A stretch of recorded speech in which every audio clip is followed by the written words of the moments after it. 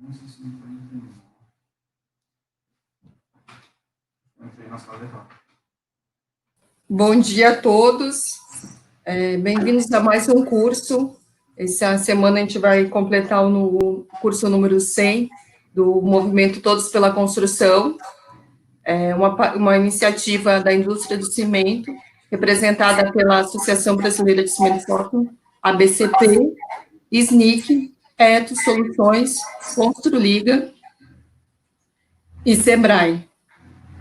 Hoje a gente traz aqui o meu colega lá da Federal de Santa Maria, Marcos Daniel, para falar sobre temas de boas práticas de execução e controle de alvenaria estrutural. Marcos Daniel é professor na Universidade de Santa Cruz do Sul e na pós-graduação na Unicinos, sócio-diretor da MMC Projetos e Consultoria, atua há mais de 20 anos como consultor nas áreas de alvenaria, projetos de alvenaria e desempenho. Marcos, muito obrigada aí por aceitar mais um convite, né, para um curso na BCP, nosso parceiro há anos. Agora é com você aí, pode começar. Obrigada. Obrigado, Glécia, pelo convite. Minha conterrânea, né, de muitos eventos já participamos junto, e obrigado pela oportunidade de estar aqui falando sobre um assunto que eu particularmente gosto muito e trabalho há mais de 20 anos nessa área, e a oportunidade de levar um pouquinho mais de conhecimento e também aprender junto com quem está nos ouvindo agora. Então eu vou, nesse período, abordar com vocês o que seriam as boas práticas de execução, tá? E algumas formas de controle que nós podemos ter no processo de alvenaria estrutural com blocos de concreto. E no final a gente tira as dúvidas aí que elas vão nos contribuir muito. Então, o que eu vou abordar nesse nosso tempo junto aqui?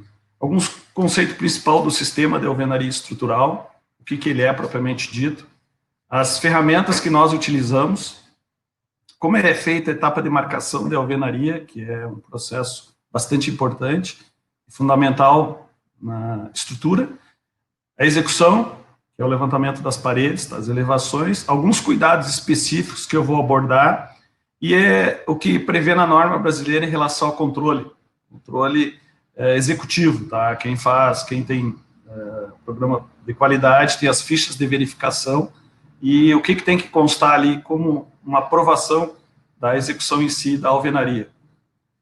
Dando continuidade, o conceito básico de alvenaria estrutural, tá? Conceito elaborado por nós, tá? Que é uma estrutura de alvenaria predominantemente laminar, dimensionado por procedimentos racionais de cálculo para suportar cargas além do peso próprio. A alvenaria estrutural, diferente da alvenaria de vedação, ela suporta a carga da laje, tá? Dos pavimentos acima dele, do telhado, do reservatório, as cargas acidentais calculadas dentro de uma edificação, ações de vento. Então, a alvenaria estrutural, ela é a estrutura do nosso empreendimento. Para isso ser possível, nós usamos blocos, tá, que tem precisão dimensional, né, a rigidez dele, ele é regido pela NBR 6136.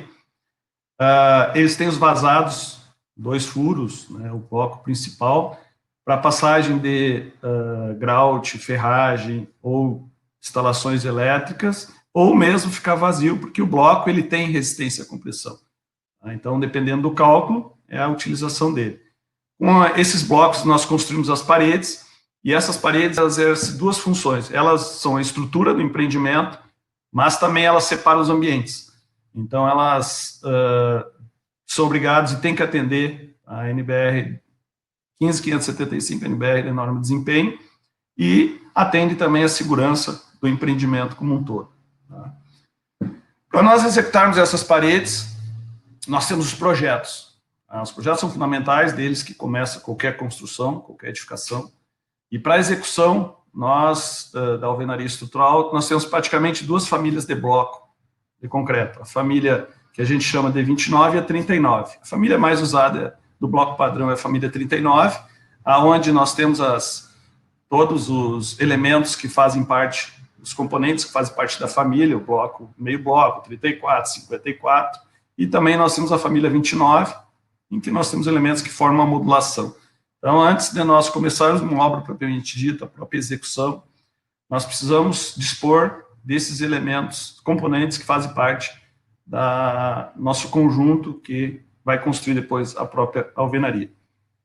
As ferramentas que nós utilizamos, as principais, está listada nessa tabela, aí vocês têm a figura ao lado. A gente destaca, diferente da tradicional, tá? Nós temos uma ferramenta que é essa palheta aqui, né, que é essa ferramenta aqui, que nós utilizamos para nos ajudar na distribuição da argamassa. Depois, vou mostrar na parte executiva como ela é feita, e algumas outras complementares que estão descritas aqui. Esse material vocês têm disponível no site da BCP, que são as boas práticas executivas. Então, aí contribui bastante para quem está entrando no sistema construtivo. Em relação à execução, início da nossa alvenaria. A primeira etapa, que tem que estar muito clara, e ela tem que ser muito bem executada, tá? E eu considero uma prática, uma técnica tão importante quanto uma fundação, propriamente dito, é a impermeabilização da base onde vai ser construída a primeira fiada. Ela é muito importante porque patologias que podem surgir por falhas nesse momento geram problemas muito grandes de difícil solução futura, que é a umidade ascendente. Isso acontece quando os prédios são térreos, né? A alvenaria começa no pavimento térreo, e nós temos contato próximo ao solo. É muito importante a impermeabilização. Para isso existe norma brasileira de projeto de impermeabilização, propriamente dito, e que esse cuidado e esse controle ele tem que ser muito rígido. Esse é um item que eu, pessoalmente, nas obras que eu acompanho, eu cobro bastante. Fiz isso ontem. Tá? Fui bastante enfático. E falhas nessa etapa geram problemas bastante grandes. Se vocês executarem a impermeabilização 99% bem feita, é 100% de chance de dar problema. Ela tem que ser muito controlada e bem executada em qualquer sistema construtivo, tá? Não só a alvenaria estrutural, concreto armado também, tem a alvenaria e vedação saindo do térreo, a impermeabilização é muito importante. Etapa posterior é conferir o nível, verificar o nível do pavimento que tu vai executar a alvenaria, e a gente, como se diz, usa equipamento para ser nível a laser, mangueira, que é bastante antiga, nível alemão, mas é muito importante achar o ponto onde é mais alto, maior ponto saliente. A partir dali, tu levar o nível para o restante do pavimento, para a alvenaria estrutural ser executada a partir do nível. Tá? Nossas construções são de nível, tá? Elas têm que sair niveladas, a partir dali nós seguir a sequência para nós chegarmos na última fiada adequadas e com a dimensão prevista e projetada. O esquadro também tem que ser conferido, etapa posterior, né, pós-nivelamento, confere-se o esquadro da estrutura, que é da base, onde tem as vigas de fundação ou andar de cima a laje, e esse esquadro ele é muito importante, não só na estética, quando vai se colocar o piso, e sim na estrutura. Parede sobre parede, as paredes têm que estar uma sobre a outra. Se elas estiverem fora do esquadro, pode não ter essa distribuição de carga uniforme. Então, é muito importante nesse sentido. Se traça, depois do esquadro, as linhas base de assentamento, assenta-se os blocos de campo, que a gente chama os blocos estratégicos, depois vou mostrar na sequência. Depois completa-se a fiada e se coloca os cantilhões. Essa é uma sequência de execução que se considera adequada, não podemos pular etapas, e nós precisamos ter bastante atenção, porque ela é a base de um prédio, não interessa se é térreo ou um prédio que vai ter 10, 15, 18, 20 pavimentos e alvenaria estrutural. Nós precisamos cuidar muito para essa etapa ser bem caprichada e ser conferida. Tá? Então, aqui nós temos um prédio pavimento térreo, esse prédio vai ser 8 pavimentos, então ele tem essa parte mais, digamos assim, talvez você tenha mais dificuldade de visualizar, mas essa parte aqui, onde tem essa marca diferente aqui, tá? Então essa região aqui, ela é onde tem a impermeabilização, tá? Então, usado material polimérico, a base da parede, e com isso, para evitar a percolação de umidade para a parede, propriamente dito. Então, pode ser feito vários materiais, hoje em dia nós temos disponível no mercado, pode ser com manta asfáltica, material bituminoso, polimérico. Então, nós temos várias situações que a gente pode, materiais que a gente pode fazer essa impermeabilização. Tá? Então, toda a base da parede deve ser impermeabilizada. Então, isso é a marcação, antes de executar propriamente dita a marcação. Também, Para nós fazer essa execução, essa marcação, nós temos algumas ferramentas que a gente considera importantes, que elas ajudam bastante, tá? O esquadro, como eu falei para vocês, para conferir na primeira fiada, régua de nível, para nós termos o bloco sendo colocado, disposto no nível adequado, carrinhos para transportar bloco, existem carrinhos especiais desenvolvidos justamente com a finalidade para fazer o transporte de bloco, maceiras, caixas para maceiras ficar numa posição mais confortável, ergonomicamente melhor para o pedreiro, para ele não precisar necessidade de se abaixar com tanta frequência, e melhorar a produção e o próprio bem-estar do pedreiro. Então, aqui eu passei só alguns deles, tá, que a gente utiliza, mas eles nos ajudam bastante nesse processo. Em relação à marcação, nós começamos sempre pelos blocos de canto, que são chamados blocos estratégicos, tá, que são os blocos da ponta aqui, tá? Então, são esses aqui.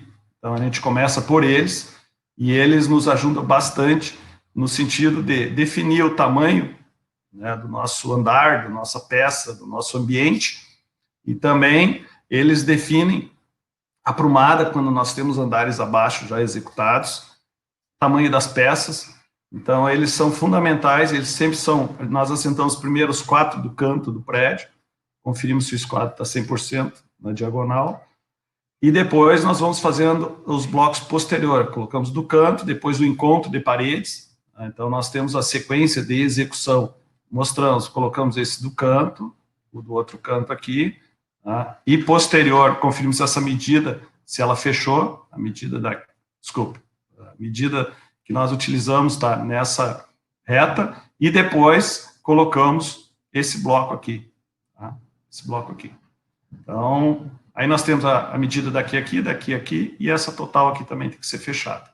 Então, isso ajuda bastante a nós termos uma certeza maior, né, que estamos seguindo o projeto arquitetônico ou projeto estrutural, e o que o cliente almeja de dimensões escrituradas do apartamento, da casa propriamente dita.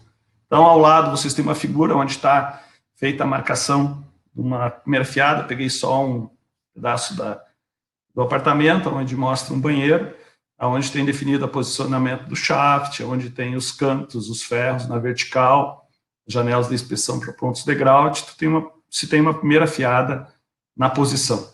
Tá? Vocês podem visualizar nessa região aqui, tem também esse carrinho que eu falei para vocês, que a gente utiliza para transportar bloco. Aqui eu falei para vocês do shaft, que é essa região aqui onde vai ter o shaft, ela marcada já no início, aqui, esse fechamento aqui é feito posterior com a alvenaria de vedação, os pontos de grout estão na posição, tá?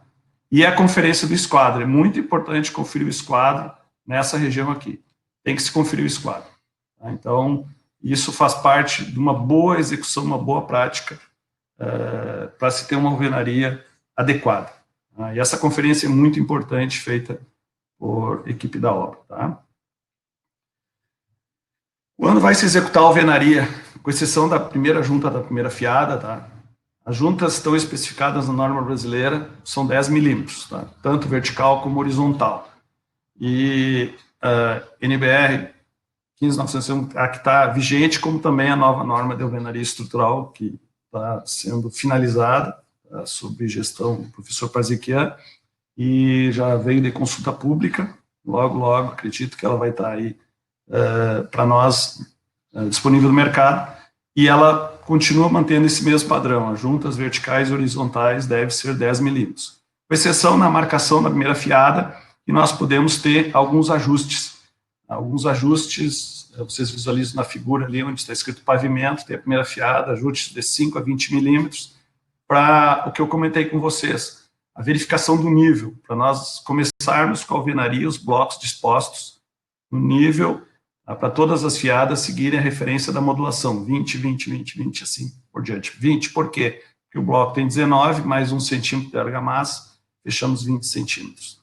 Então, eu fiz questão de colocar uma parte da norma brasileira, e nós somos profissionais que precisamos seguir normas, tá? Então, essa é a especificação, e a nova norma que vai entrar em vigor, acredito, esse semestre, também vai manter essa mesma imagem aqui para a alvenaria estrutural. Em relação a juntas, muito importante na execução ter esse cuidado em relação ao que está especificado no projeto. Nós temos duas formas de preenchimento das juntas horizontais.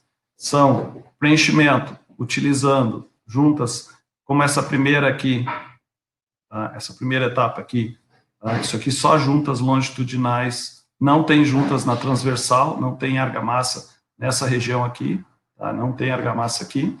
Então, essa é uma forma de execução que está prevista no projeto, ou preenchimento total, que é a figura que vocês têm ao lado, que é colocado argamassa na transversal. Então, essa situação é definida em projeto. Vocês têm as figuras demonstrando abaixo, de cada uma representada acima, e quem define é o calculista. Lembrem que, se o calculista colocou e prevê o preenchimento da junta transversal, o cálculo estrutural foi levado em consideração esse item. Então, a execução, controle na execução, que é o assunto que a gente está falando, tem que preencher a junta transversal. Isso tem que ser bastante enfático, porque no cálculo estrutural isso influi, isso aí foi levado em consideração. Então, na hora do controle executivo, é um item que nós frisamos bastante para ser seguido. E nós, projetistas, principalmente em prédios altos, nós, os primeiros pavimentos recomendamos, o número de pavimentos, define projeto, quais deve ser preenchido a junta transversal. Já a junta vertical, na cabeça dos blocos, no encontro dos blocos, tem que ser sempre preenchido 2 filetes, tá? Não existe a possibilidade, a norma não permite, nem se deve executar a junta seca, sem preenchimento com argamassa, tá? Porque a finalidade da argamassa é unir os elementos, garantir maior estanqueidade e o desempenho térmico e acústico também contribui a essa argamassa na vertical. Então, é importante o preenchimento das juntas verticais sempre. Isso não é opção do calculista, tá? É obrigatório por norma. O que é a opção do calculista, ele que define as juntas transversais. Nessa execução da alvenaria, para nós termos uma boa prática, recomenda-se o uso do escantilhão. O escantilhão é essa ferramenta que vocês têm na figura primeira da esquerda, disposta, colocada na posição. Ela pode ser colocada antes da marcação. Para isso, nós precisamos de um projeto bem específico, e essas linhas marcadas bem claras, tá? Na laje, no nosso pavimento, e posterior à fixação do escantilhão. Ou uma prática, que eu sou sincero, digo que é mais comum, a utilização do escantilhão pós-marcação da primeira fiada. Então, se coloca nos cantos, ele tem uma régua com referência de 20 em 20 centímetros, e ele funciona para nós como um gabarito. Ele nos auxilia no controle do nível da alvenaria. Nós temos uma alvenaria, todas as paredes trabalhando na mesma referência, não há necessidade de nós estar conferindo o nível meio pé direito do pavimento, depois pé direito inteiro, utilizando o escantilhão. Essa referência ela segue até o final do pavimento, tá? Até a cinta de amarração que vocês podem ver na figura da direita. O escantilhão disposto, ele fica até terminar a execução da alvenaria, e é retirado no momento que vai ser colocada a laje ou montada a laje. Na figura da esquerda embaixo, vocês visualizam os cantilhões colocados, aonde nós utilizamos eles? Nos encontros das paredes ortogonais 90 graus. Então, todos os encontros, se utiliza essa ferramenta, o que necessita num pavimento, num apartamento, digamos assim, de 2 dormitórios, de 8 a 12 cantilhões, depende da situação e do volume de paredes que se tem, mas o comum é mais ou menos em torno desse número de equipamentos. Nós temos fornecedores a nível de Brasil que fornecem esse equipamento, e ele ajuda bastante a se manter esse tema de alvenaria com mais facilidade de controle de prumo e de nível. É obrigatório o uso do escantilhão? Não. A norma especifica que deve ser? Não. Se consegue fazer alvenaria estrutural em boa qualidade, sem usar escantilhão. Mas ele é digamos, um dispositivo que nos contribui para se ter uma alvenaria mais fácil de se garantir essa prumada e esse nível. Recomendo sempre o uso do escantilhão.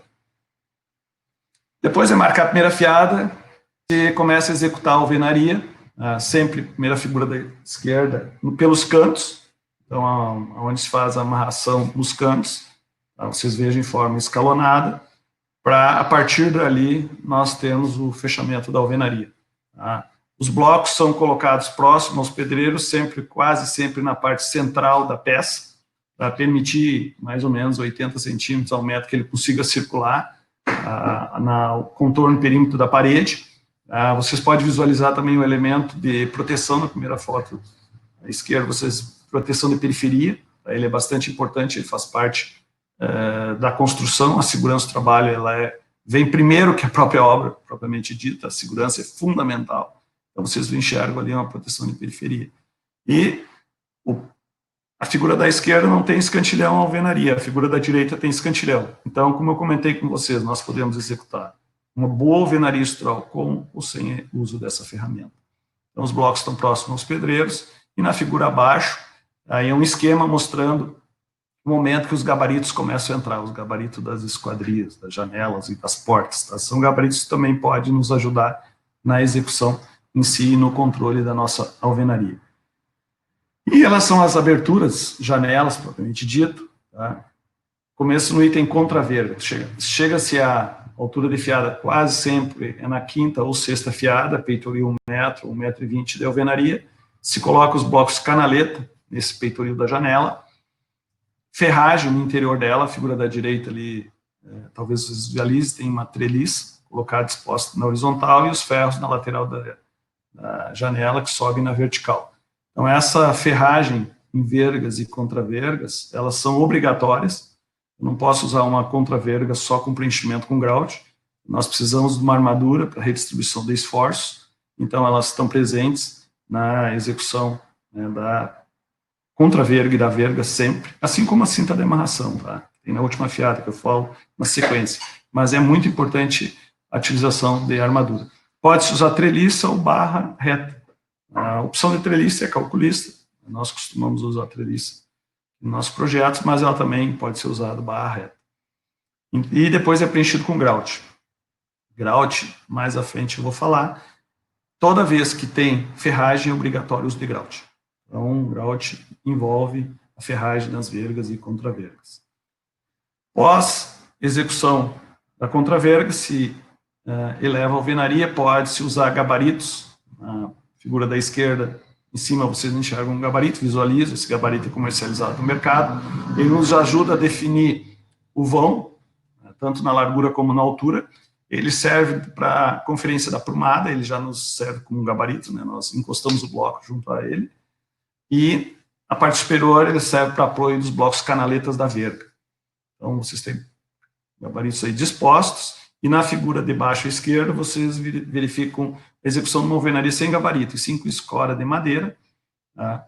Pode ser feita também, desde que tenha rigidez, e não pode ser retirada até o período de cura, e assim como execução da laje. Não pode ser removida essa peça, esse apoio, porque esses blocos canaleta, eles são preenchidos com grout, né, que é um concreto, e ele tem um período de cura e não pode ser removido. Como nós fizemos em vigas aí de concreto armado tradicionais com forma, a gente mantém um período de escoramento. Tá?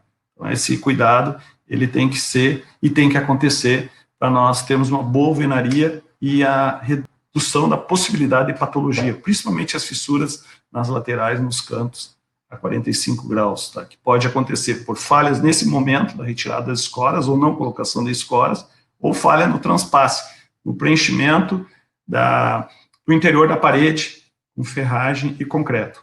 Nós devemos preencher um módulo para cada lado, uma unidade, para nós garantirmos a redistribuição dos esforços adequada no lateral das aberturas. Comentei com vocês grauteamento. Esse texto fiz proposital retirado da norma brasileira. A norma brasileira atual e a próxima vai manter esse mesmo texto dessa forma.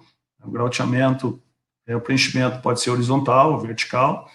O vertical são os pontos de reforço ou armaduras construtivas que nós botamos dentro do vazado dos blocos. É muito importante realizar a limpeza do vazado dos blocos, porque dentro do vazado dos blocos ocorre o acúmulo de argamassa de assentamento. Então, antes de grauteamento, é feita a limpeza com a barra de ferro complementar. Na base do furo onde que é grauteado tem uma janela de inspeção, ali é removido, retirado esse resíduo de argamassa, colocado água para limpeza do vazado do bloco, realizado o fechamento desse ponto de grout, onde vai ser grauteado, e depois preenchimento do mesmo. Nós podemos preencher esse vazado até a altura de 1,60 m, tá? Porém, nós podemos também preencher o pé direito inteiro, por exemplo, 2,80 m. O que muda de um em relação ao outro? Para preenchimento do pé direito total, é indicado, deve ser utilizado um produto aditivo para garantir essa integridade do grout no vazado do bloco e o adensamento dele. Se utiliza uma barra auxiliar complementar para auxiliar nesse adensamento manual que é feito. Não recomendo o uso de vibradores com grande intensidade, porque eles vão acabar prejudicando a integridade da alvenaria. E, então, se utiliza uma barra auxiliar para complementar. Então, passando, vou mostrar uma sequência que nós temos da execução desse grauteamento. Vocês visualizam na figura, primeiro da direita, na parte superior, uma janela de inspeção que nós temos na base dos pontos onde é grauteado. Então, esses blocos eles podem ser colocados já cortados, aberta essa janela, nos pontos onde nós temos ferragem. Sendo que o grout ele também pode ser utilizado como aumento da capacidade resistente da parede. Nem todo lugar que tem grout é obrigado a ter ferro, mas em todo lugar que tem ferragem é obrigado a ter grout. Por quê? Porque existem situações em que nós precisamos só um aumento da capacidade de absorver carga da parede, a compressão. E isso se obtém com o preenchimento vazado dos blocos, nós aumentamos a capacidade de carga da parede. E não obrigatoriamente se coloque ferro. Porém, quando nós temos esforços para absorver flexões, ações de vento, ou alguns outros esforços pré-calculados, se usa armadura. Agora, só compressão, muitas vezes se usa grout. Então, toda a base onde é feito esse grauteamento deve ser feita essas janelas de inspeção. Para retirar o que vocês vejam na figura abaixo, o desenho esquemático, retirar aquelas, vamos chamar rebarbas, né, o excesso de argamassa que fica ao redor.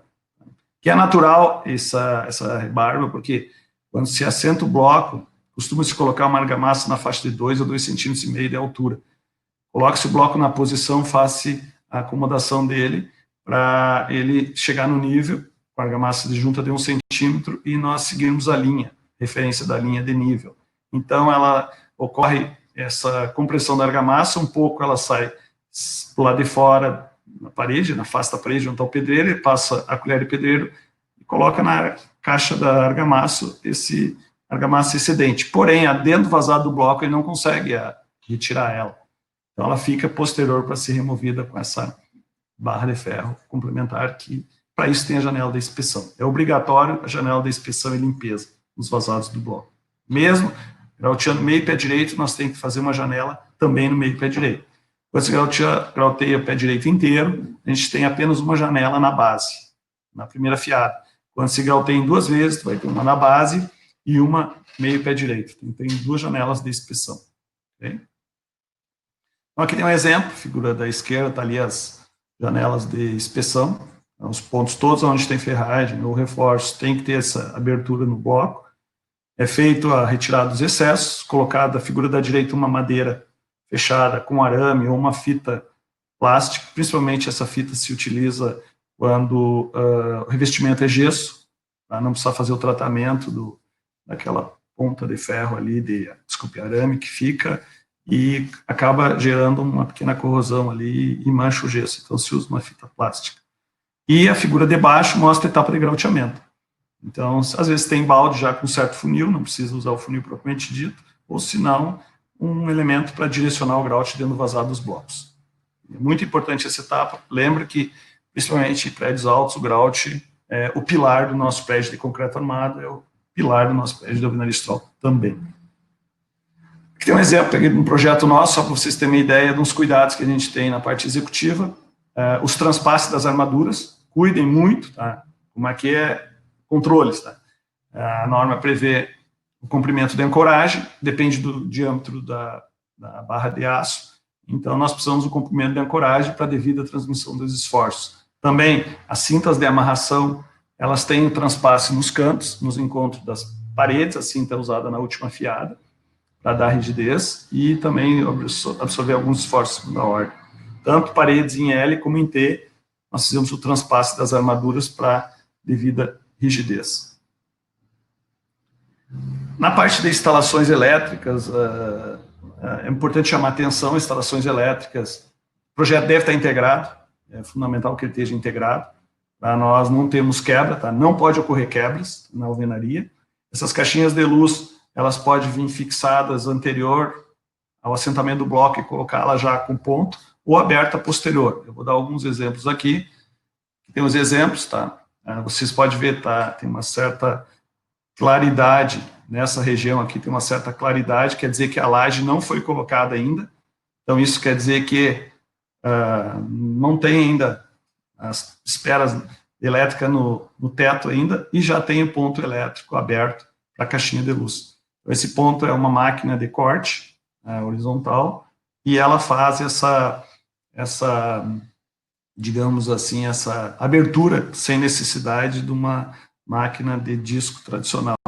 Então, isso é uma evolução que está se tendo bastante. Essas caixas, elas são plugadas, e nós temos alguns fornecedores já a nível Brasil, seguindo a metodologia que se tinha fixação desses pontos elétricos, como era no gesso acartonado.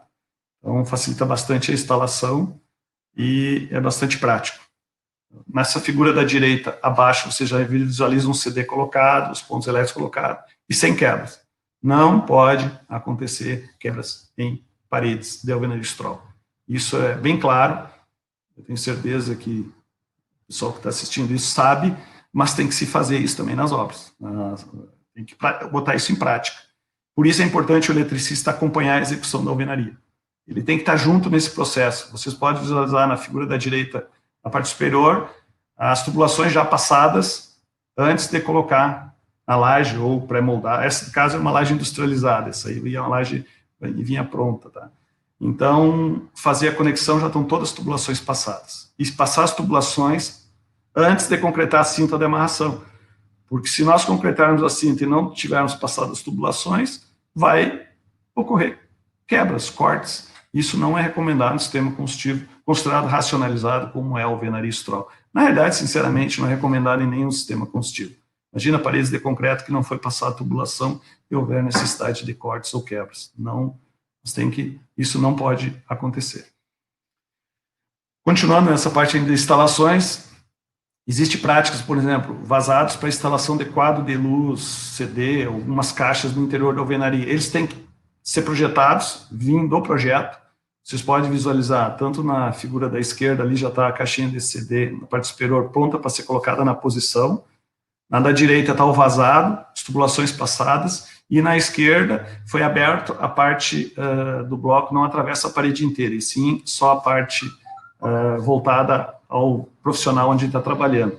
Essa situação da figura da esquerda embaixo se usa bastante, principalmente quando tem o CD e paredes que dividem dois apartamentos, para evitar que os fundos da caixa do CD de um apartamento fiquem muito próximo à superfície do apartamento vizinho, até para diminuir também a passagem de som, parte acústica.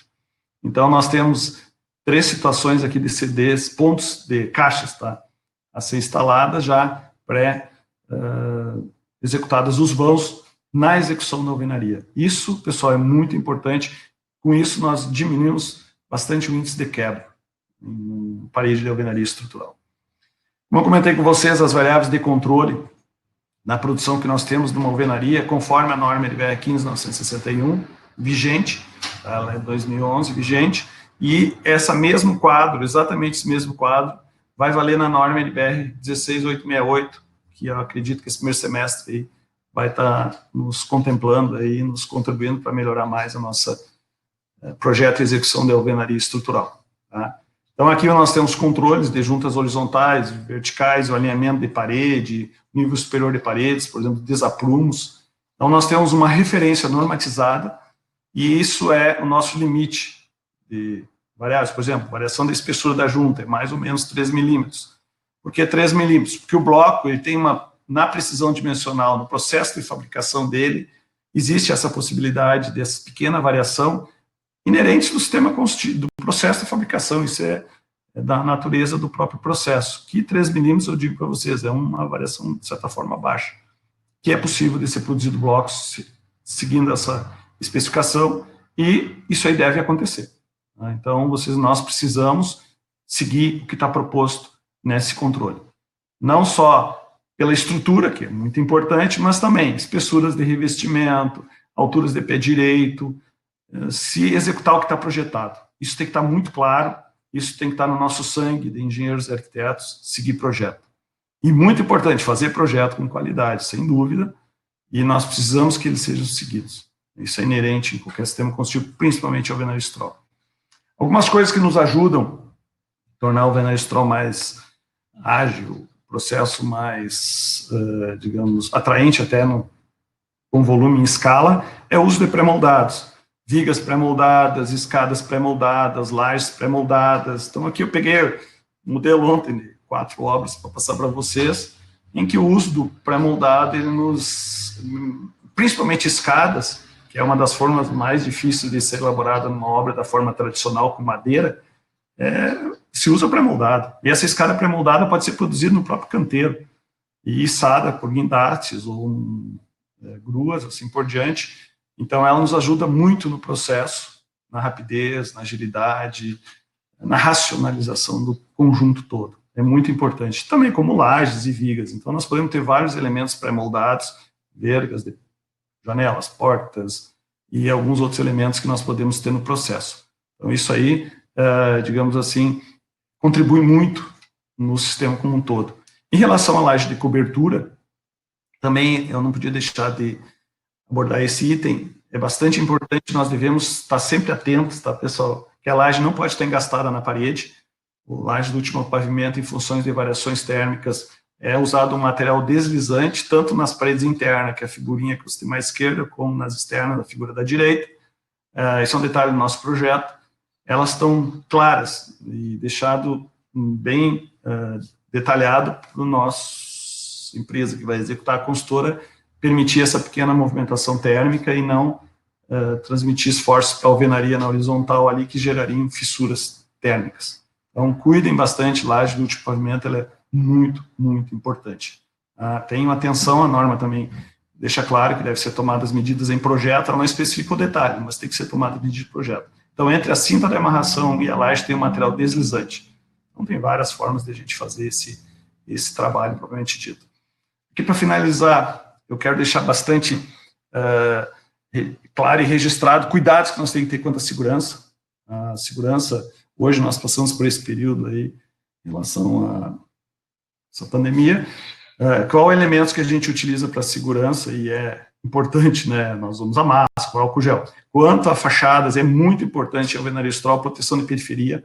Ela pode ser a figura da esquerda com fachadeira, a figura da direita com proteção de periferia deslizante, e aí embaixo, essa figura eu botei até porque é um sistema de fechamento para evitar uma possível...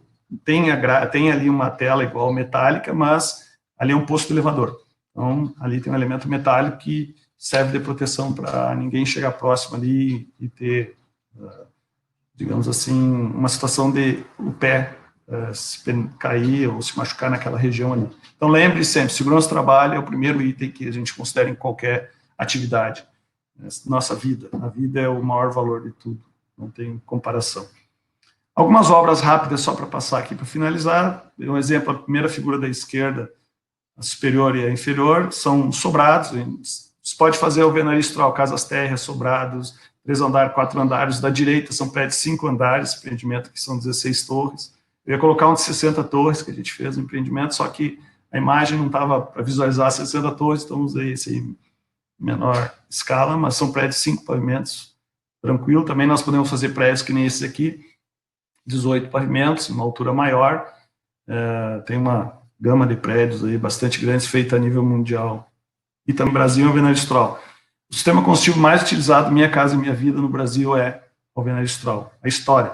Nós temos também paredes de concreto, mas a história, a alvenaria Stroll é feita há décadas, né? Então, o maior volume de obras construídas no programas habitacionais da Caixa Econômica Federal até hoje, para Minha Casa Minha Vida, tem vários planos que a gente passou por eles, é o alvenaria Stroll.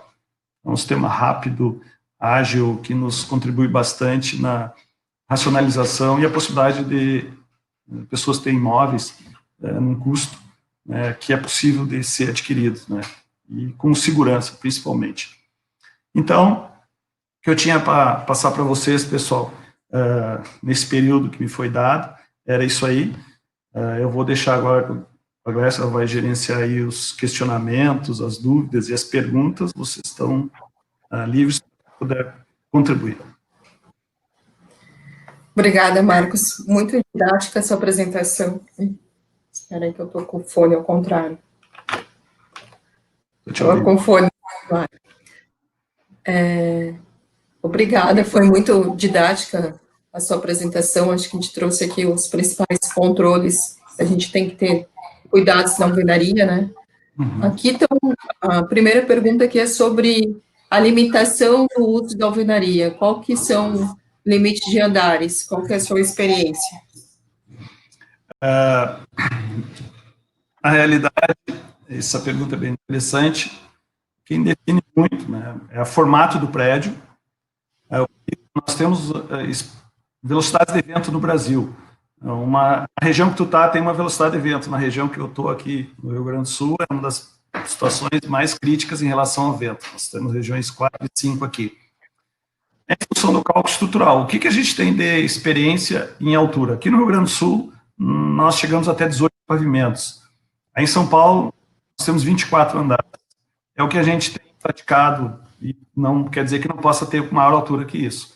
Mas eu considero que são alguns limites que a gente tem hoje em alvenaria estrutural com blocos de concreto. Porém, a evolução das ferramentas de cálculo, refinamento e principalmente a geometria do prédio. Ela é o fator decisivo nessa definição de qual altura. Por quê? Pela viabilidade econômica. Dependendo de chegar a um certo número de pavimentos, a quantidade de aço que nós precisamos no interior do vazado dos blocos se torna mais econômico e mais racional se fazer um pilar. Agora, porém, se a ação do vento não é significativa naquela região, a tração que está acontecendo no prédio, ela é considerada baixa e nós viabilizarmos a alvenaria estrutural, ela se torna muito competitiva. Por isso que, Minha Casa Minha Vida, a grande maioria das obras é alvenaria. São prédios de 4 a 8 pavimentos, a maioria tem no chão, com terrenos, de certa forma, grandes, em que a alvenaria estrutural é praticamente imbatível, principalmente em escala a nível Brasil.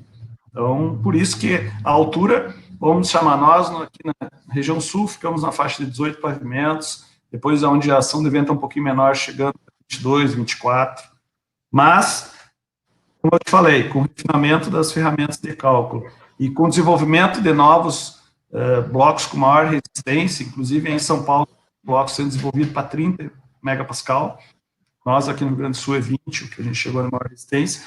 Então, eu acho que isso vai dar a possibilidade, talvez, de alturas maiores no futuro. Aí, também seguindo nesse tema aí, tem aqui, quando a gente tem um pavimento de 23, o edifício é 23 pavimentos, né, o bloco seria 24 MPa. Você falou de 30 também. Você está percebendo aí alguma patologia de problema de aderência de revestimento nesse tipo de bloco com maior resistência? Sim, nós já tivemos isso. Sinceramente, em algumas condições aconteceu. Nós tivemos esse problema em blocos de 18 MPa, 20 MPa. Aí nós tomamos uma medida na fase de execução lá do revestimento, fazer uma ponte química, fazer a ligação do chapisco, digamos assim, com o revestimento argamassado, principalmente fachadas. O gesso tem mais facilidade de aderência. Agora, a fachada, revestimento argamassado, nós tomamos medidas no chapisco, para nós conseguir essa ancoragem química no bloco, como nós fizemos concretos, tá? Se nós compararmos concreto armado, um concreto acima de 30, assim, é obrigado a usar elemento para formar ponte química entre o chapisco e a base de concreto armado. Se nós olharmos um bloco de 20 MPa, o concreto do bloco que foi produzido, esse bloco tem 40 MPa. Por quê? A relação área líquida era bruta, né? Se descontarmos os vazios dos blocos, considerarmos ele maciço, esse concreto é de 40 MPa. Então, ele tem baixa absorção e pouca porosidade. Por isso que o que tu me perguntaste é muito bom, né? Precisa fazer essa ponte química. Nós temos hoje produtos para fazer essa ponte química, inclusive existe já hoje chapiscos, a gente chama chapiscos adesivos, que a gente aplica na madeira nas fachadas, que fazem essa função de fazer a ponte química e tornar mecânica a aderência do revestimento. Tem como resolver? Claro. Essa preocupação, quem fez a pergunta está bastante sensata na pergunta, precisa ter sim essa preocupação. Esses blocos de maior resistência. A gente considera que 18 MPa para cima, usar a ponte química. Quem fez a pergunta foi nosso amigo Wendler. Muito boa pergunta, podia ser. Podia ser.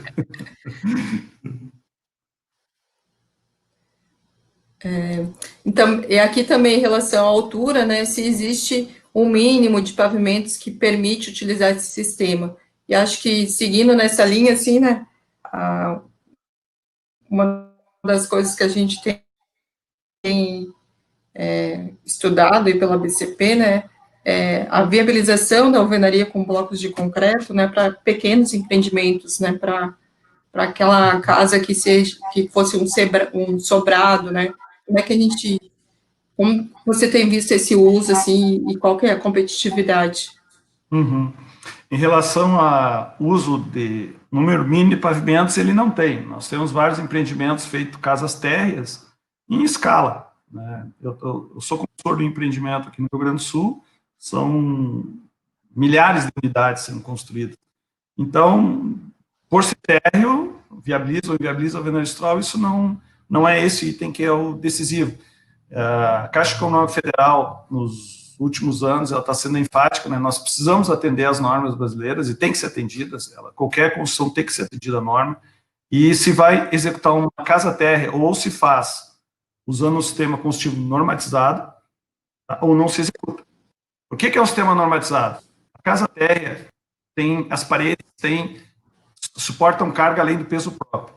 Ué, como assim? Uma casa térrea não tem o segundo andar, mas ela tem telhado, às vezes ela tem uma laje, tem uma caixa d'água. Ou se faz ela, por exemplo, em concreto armado, pilar, viga e alvenaria de vedação, ou se faz em alvenaria estrutural, ou se faz em paredes de concreto, ou, né, um sistema que seja normatizado. Não se pode mais fazer com blocos de vedação, nem de concreto, bloco de vedação de concreto tem que ser estrutural, tem que ser com vazado na vertical, e porque vai suportar carga além do peso próprio.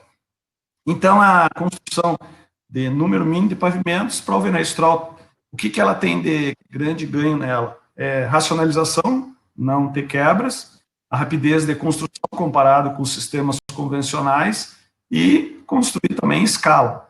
Então, isso é o ganho que se tem na construção. Número mínimo de pavimentos não se tem. Nós temos vários empreendimentos casa terra, a casa que a BCP desenvolveu passado, que a gente participou, casa 1.0, e várias aí, ações nessa área que nos permitem essa viabilidade. Então, não tem esse limite. Pode ser qualquer sistema. Como se diz, qualquer obra deve ser feito conta, tem que ser feito orçamento, tem que ser analisado. A pergunta que tem aqui é justamente em relação a isso, tipo, qual que é a porcentagem de economia em relação ao convencional, sabe? Ao viga pilar. Não. Agora te apertei agora. Que pergunta! Não tem como dar essa percentagem de economia, não existe esse número, esse índice, tá? O que eu digo sempre, tá? Qualquer sistema combustível bem feito, tá? Projetado, desenvolvido o projeto mesmo, pensando na racionalização, não pode acontecer quebras. Esse é o primeiro item que eu prezo e eu digo para vocês, qualquer construção que vocês estejam fazendo, se vocês vejam uma pessoa precisar levantar uma parede e depois um eletricista e quebrar a parede para passar a tubulação, isso não é racional. Isso já está errado, vou falar na origem. Mas se eu fizer com blocos com vazado na horizontal, eu não vou conseguir fazer isso. Então usa na vertical. Comece a usar blocos com vazado na vertical. Então essa é a racionalização. Qualquer sistema construtivo, steel frame, paredes de concreto, alvenaria estrutural ou concreto armado, a gente não pode ter quebras, não pode ter retrabalhos. Nós precisamos ter prumada. Se nós temos uma parede no prumo, nós temos revestimentos na faixa de 1 a 1,5 cm. Se nós tivermos parede fora de prumo, aí nós temos problemas, está entendendo? Então, nessa condição, o custo hoje, para dizer, esse número não existe. Inclusive, o Wendler, que está presente na sala, fez um trabalho há uns anos atrás, eu assisti a apresentação dele, acho que foi 2015 ou 2016, fazendo parâmetros entre concreto armado, alvenaria estrutural e parede de concreto. Os três, pessoal, são excelentes sistemas construtivos. Aí você diz, mas tu está aqui falando de alvenaria estrutural, bloco de concreto, né? Eu disse, tá, mas tem também concreto armado, que é excelente sistema construtivo. Parede de concreto, excelente sistema construtivo. Agora, o que ele tem que ser? Muito bem gerido. Qualquer sistema construtivo tem que ser bem gerido. Então, essa economia se tem fazendo orçamento. Não existe número mágico, cabalístico, vai economizar 8%, 10%, não tem esse número. Mas tu não sabe isso. Nós já fizemos 370 e poucos empreendimentos em alvenaria estrutural projeto. Esse número, pessoal, depende de quem executa. Entendendo? Eu posso dar um melhor carro para um piloto. Se ele não for bom, aquele carro é bom. Entendendo? Então, ele tem que treinar, ele tem que estar habilitado, estar preparado para dirigir aquele carro. Então, isso é os sistemas construtivos. O número depende de quem está executando. Agora, que tem potencial? Claro que tem. Enorme. Rapidez de construção comparado com o sistema de concreto armado tradicional, ele é muito mais rápido. Mas eu preciso da liberdade para o meu cliente de alterar o layout. Bom, aí tu já começa a limitar a alvenaria estrutural. Essa alteração de layout, se não foi projetada para aquelas paredes ser removida, ela não pode acontecer. Como em concreto armado. Não pode se tirar pilar em concreto armado. Não se tira viga em concreto armado, porque ele não foi projetado para o pilar. Se imagina que a gente não projeta para tirar pilar. Então, não se tira, por isso tem um vídeo na internet que nós ficamos chocados, às vezes, vendo o pessoal mexendo em estrutura. Então, essa é digamos, a mensagem. Pessoal, todos os sistemas construtivos são. Uns têm maior potencial de racionalização. Tá? Então, a alvenaria estrutural tem. Bem feito, é o sistema mais usado Minha Casa Minha Vida, historicamente, Então, ele tem grande força nisso. Agora, o número 3%, 5%, 8%, esse número de balcão a gente não tem. E seria muito, desculpa falar o termo, leviano de eu dizer aqui um número, tá? Mas ele existe, claro que existe, e ele pode ser atingido dependendo do seu projeto e da sua execução. O Wendler até fez o comentário aqui desse estudo, né? Ele botou aqui os números desse estudo que ele fez lá em 2015. De 25% a 30% para prédios até 7 pavimentos, chegando em 4% a 6% nos prédios com mais de 18 pavimentos. Foi os dados que ele chegou naquele estudo que você mencionou. Muito bom. Aqui está perguntando, tem grout. Se eu não limpar, se eu não fizer a limpeza dos pontos de grout, o que pode ocasionar? O grout, ele é assim, ele é o nosso pilar dentro da alvenaria estrutural. Nós precisamos ter integridade daquele volume. Tá? O que pode acontecer? Falhas de preenchimento, ter vazios, e a própria argamassa costuma ter, quase sempre se tem menos resistência que o grout. Então, nós vamos ter elementos de menor resistência no meio de elementos de maior resistência. Nós prejudicamos o sistema.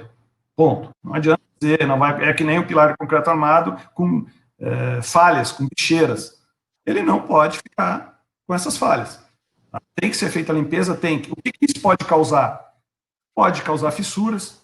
Vamos falar assim, fácil mais de visualizar, uma contraverga que não for bem preenchida com grout, no canto onde transpassa para dentro da parede. Talvez aquela região vai ter uma fissura a 45 graus naquele canto. Então, essa situação, o preenchimento, o envolvimento da armadura com grout é muito importante.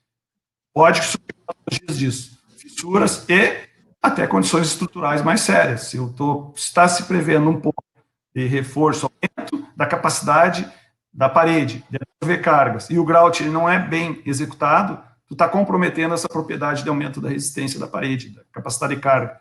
Então, ele tem que ser bem feito. Pode gerar essa patologia, fissuras e, o mais grave, que seria uma condição pontual, algumas paredes com problema de descolamento de partes do bloco. Eu já participei, cintas mal preenchidas, ela começa a soltar a casca da cinta, de amarração, sabe? Solta a lateral da cinta, por for mal preenchida, ou colocar argamassa de baixa resistência dentro do furo dos blocos. A tendência é surgir patologias. Por isso que ele tem que ser bem feito, e por isso que tem aquela etapa de limpeza, colocar um balde d'água, tapar o buraquinho e preencher. Hoje em dia, nós temos obras que esse grauteamento é feito com caminhões betoneiras que tem acoplado já no caminhão betoneiro uma bomba, e as mangas são de 50 milímetros. Ontem de manhã eu estava numa obra que esse grauteamento estava sendo feito, e esse caminhão e esse preenchimento, ele acontece bastante rápido, e essa ação, ela não é como uma bomba tradicional de concretagem, que a gente vê que solta aquela pressão forte. A pressão é suave, então é fácil o controle para largar dentro do vazado do bloco. E o concreto, já com aditivo, é excelente. A rapidez, por exemplo, esse empreendimento que eu estava é 285 pontos de grout.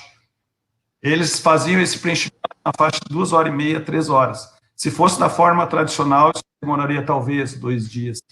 Então, a gente ganha muito e o desperdício é muito pequeno.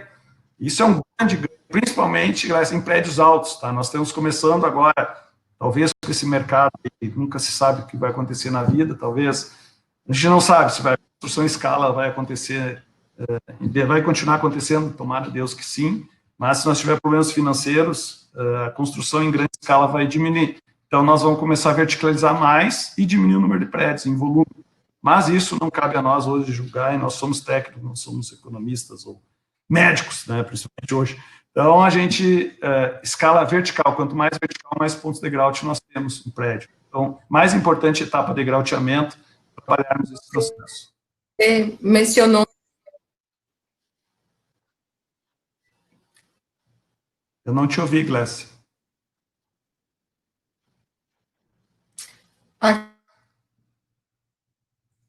Uma parte Glécia, não. da sua Espera só um pouquinho. apresentação. Melhor, eu não estou te ouvindo, podia repetir de novo? Você mencionou no material deslizante.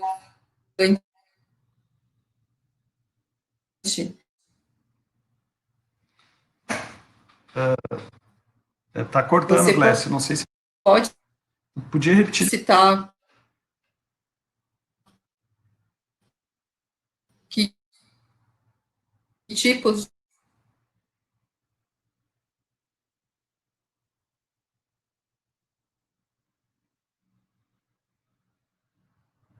Eu acho que a Glécia não está mais aí. Tu vai me ajudar, Virgínia, eu não ouvi mais ela. A Glécia, eu acho que caiu, nós não conseguimos ouvi-la mais, né? Parece até que ela está reconectando aí. Voltei. Você já terminou a resposta lá do material deslizante? Eu não te ouvi, Glécia, eu não consegui, por isso que... Ah, tá. Não, que você... Numa parte, você mencionou sobre o material deslizantes. Aí o pessoal estava perguntando se você poderia citar algum exemplo. O material deslizante que eu falei, na realidade, é proteção de periferia. Sobre isso que tu está falando, né? Isso. Tá. Aquela proteção de periferia, uso coletivo, ela, a cada andar é deixado uma ferragem em forma de U na laje, e aquele elemento metálico galvanizado, ele tem 2 pés direito mais meio pé direito. Então, são 2 pés direito e meio de altura, e ele conforme vai subindo o prédio em si, aqueles elementos na fachada, eles sobem, aqueles elementos metálicos e engatam. Então, ele sobe por pavimento e sobe meio pé direito para cima. Para quê? Para se colocar aquela proteção de periferia, aquelas grades. Aquilo serve para evitar o risco de queda de pessoas ali, de profissionais lá para baixo. Então, ele vai andando com a fachada. Diferente do fachadeiro. O fachadeiro vai fazendo a periferia e ele vai se apoiando no andar de baixo, no andar anterior, assim por diante. Esse aí não, ele vai subindo com o prédio. É a proteção de uso coletivo. Esse é o material, eu chamei de deslizante, mas ele vai subindo com o prédio. Nós utilizamos em vários empreendimentos esse modelo de proteção de periferia. Bom, a gente está chegando no nosso horário aqui, acho que a gente pode finalizar. Você comentando aí sobre a nova norma da alvenaria estrutural, né, a NBR 16868, o que vai alterar na forma de execução da alvenaria? Essa norma, nós trabalhamos junto, inclusive várias pessoas que estão na sala participaram, a coordenação do professor Parzequian, foi 3 anos de desenvolvimento, mas 1 ano ficou na BNT lá, guardando para essa liberação, que felizmente esse ano andou bem. Em relação à execução, praticamente não vai alterar em nada. Nosso sistema, ele é consagrado, o sistema construtivo de alvenaria estrutural é consagrado, décadas nós fizemos ele, nós, executivamente, eu te digo assim, ó, que nem aquela elemento de controle ali, aquela tabelinha é a mesma da norma 15.961 e é a mesma da 16.868.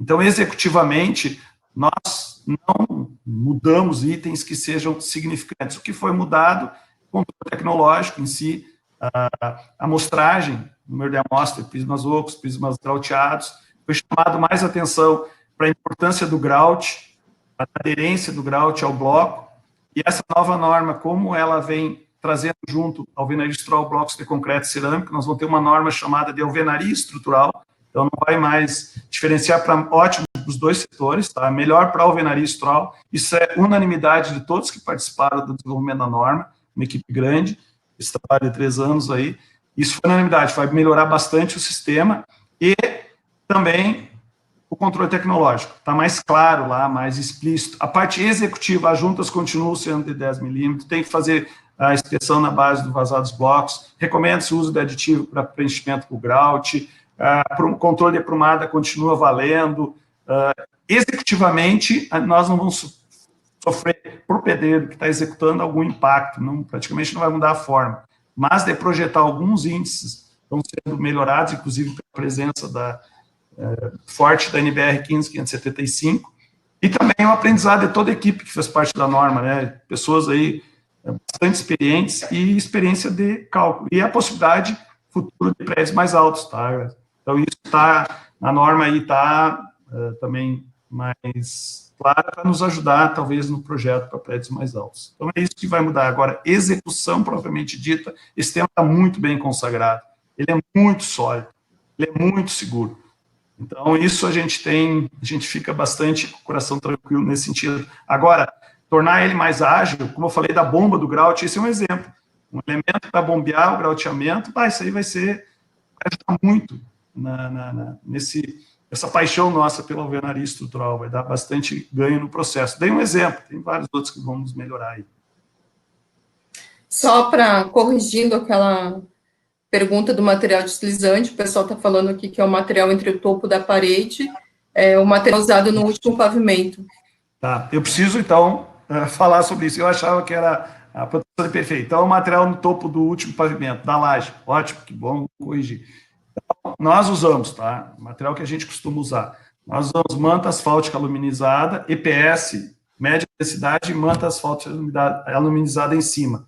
Isso para lajes moldadas em loco. Sanduíche. Também tem produtos fornecido antigamente, a Borinos tinha em São Paulo, agora não sei qual fornecedor tem. Existe material com base, tipo uma borracha usada também. Tem pessoas que utilizam chapa plana de PVC, 2 chapas planas. Tem alguns que utilizam 3 a 5 camadas de manta asfáltica. Nós temos várias soluções para aquela região. Que tem um material deslizante. A norma não especifica qual é o material deslizante. Por quê? A laje moldada em loco, ela tem uma dilatação térmica, que ela é única. Uma laje industrializada, que ela é só no tamanho da peça, ela tem uma movimentação térmica bem pequena. Então, nós usamos o EPS, apenas o EPS ou só uma manta asfáltica. Então, as soluções podem ser dadas pelo projetista, mas o que é claro, tem que ser feito algum material deslizante. Agora, nós usamos, o exemplo que eu dei para vocês, vou dar exemplo no nosso escritório, manta aluminizada, EPS e manta aluminizada. Esse é o nosso material deslizante que a gente especifica há algumas décadas aí. O Wender também tem as soluções dele, a Simo, vários outros projetistas aí, tem soluções que tem que garantir essa movimentação, que ela é pequena, tá? Mas ela não podemos deixar ela de lado. Bom, vamos finalizar aqui, a gente já passou o nosso horário. Marcos, muito obrigado pelo aceite do convite, sei que você é um parceiro aí nosso de muito tempo. Ficou muito feliz com sua participação, né? Ainda mais um conterrâneo, né? Isso mesmo. De universidade. Então, muito obrigado. Então, o pessoal que está assistindo aqui, a gente vai ter mais um curso hoje sobre alvenaria estrutural, lá a gente vai falar sobre as práticas que a gente encontrou em algumas construtoras, aí hoje é 13h30. Então, obrigado a todos aqui, até o próximo curso, tem um agora às 11 horas, e depois Te volto no tema da alvenaria às 13h30 com o Cleuton.